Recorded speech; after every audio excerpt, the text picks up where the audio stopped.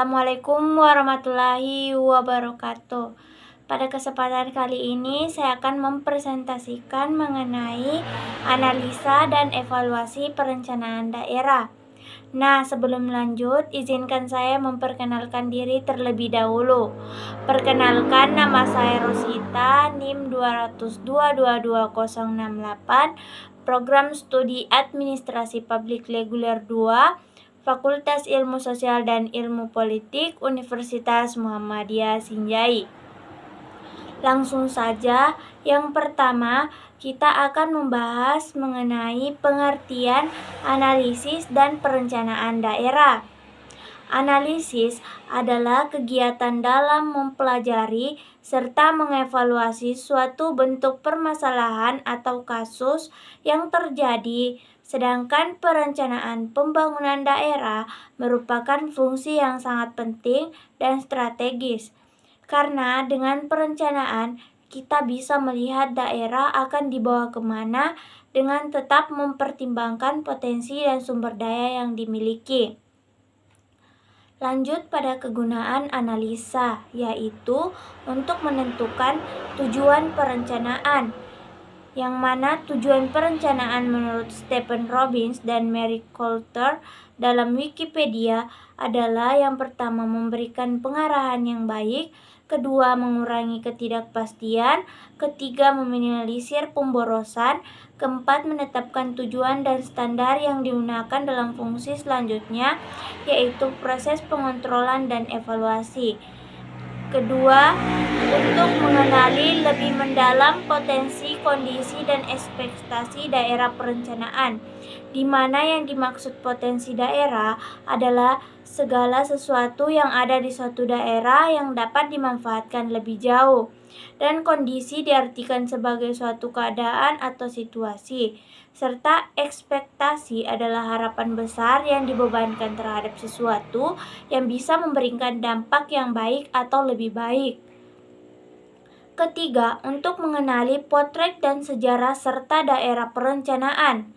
Keempat, untuk membuat saran dan rekomendasi alternatif rencana, di mana saran yang diberikan berupa solusi atau pemecahan masalah terhadap permasalahan-permasalahan yang dihadapi atau terjadi. Lanjut pada slide berikutnya, langkah analisa. Pertama, pengkajian persoalan, kedua, penentuan tujuan, ketiga, perumusan alternatif, keempat, penyusunan model, kelima, penentuan kriteria, kelima, penilaian alternatif, keenam, perumusan rekomendasi. Sekarang kita masuk pada pengertian evaluasi. Evaluasi merupakan proses penentuan nilai atau pentingnya suatu kegiatan, kebijakan, atau program. Evaluasi adalah sebab penilaian yang subjektif dan sistematik mungkin terhadap sebab intervensi yang direncanakan, sedang berlangsung, atau yang sedang telah diselesaikan.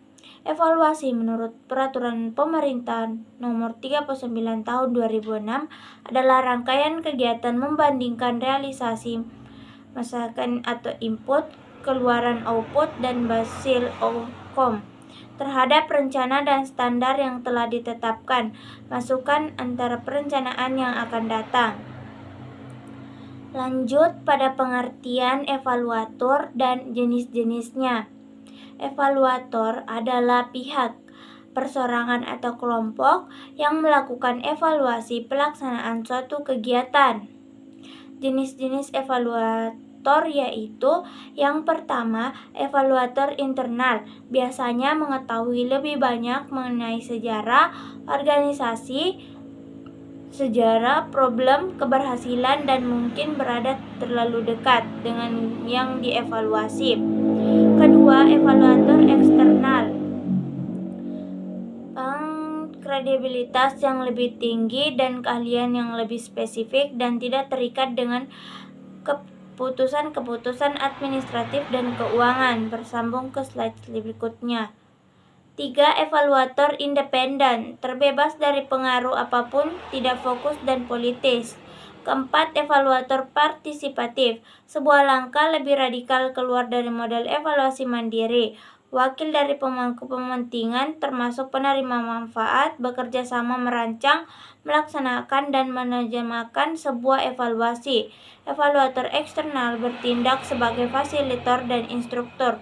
Tidak ada subordinasi atasan bawahan. Evaluator eksternal lebih fokus pada membuat penilaian.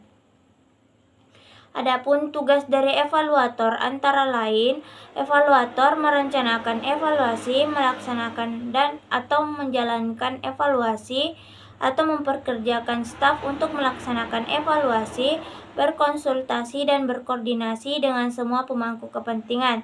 Tidak ada subordinasi, mengidentifikasi standar efektivitas, mencari, mengumpulkan, menganalisa, menginterpretasikan, dan melaporkan data serta temaan, memberikan rekomendasi, mengelola anggaran evaluasi, dan mengembangkan teori perubahan atau evaluasi.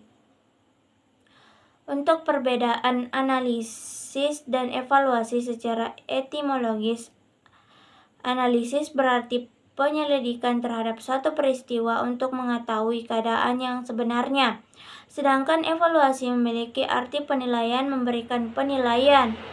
Adapun tahapan evaluasi yaitu pertama, menentukan topik evaluasi sehingga pastikan sudah tahu apa yang akan dievaluasi. Kedua, merancang kegiatan evaluasi yang mampu menentukan keberhasilan program. Ketiga, menetapkan cara atau metode evaluasi yang akan digunakan.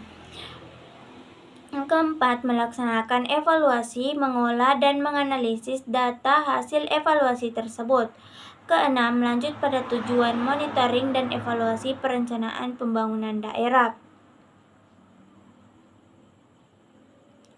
Yang pertama, untuk menjamin terlaksananya kebijakan, program, dan proyek sesuai dengan target dan rencana yang telah ditetapkan. Kedua, agar ada umpan balik terhadap kebijakan, program, dan proyek untuk diteruskan selanjutnya dengan perbaikan atau dihentikan. Ketiga, untuk membantu pemangku kepentingan belajar lebih banyak mengenai kebijakan, program, dan proyek. Keempat, agar kebijakan, program, dan proyek mampu mempertanggungjawabkan penggunaan dana publik. Pada dasarnya, dalam proses perencanaan terdapat dua bentuk kegiatan evaluasi yang dilakukan, yang satu sama lainnya sangat berbeda.